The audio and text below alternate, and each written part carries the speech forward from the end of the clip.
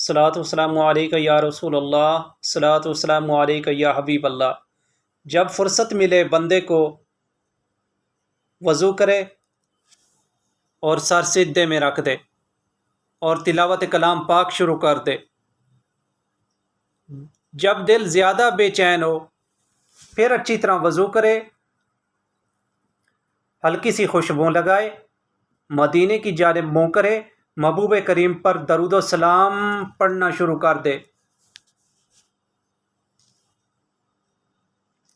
کیا بات ہے مدینے کی، راتیں بھی مدینے کی، باتیں بھی مدینے کی، جینے میں کیا جینا ہے، کیا بات ہے جینے کی۔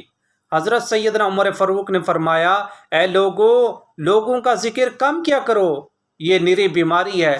شفاعت اللہ کے ذکر میں ہے، شفاعت اللہ عز و جل کے ذکر میں ہے، شفاعت اللہ تعالیٰ کے ذکر میں ہے۔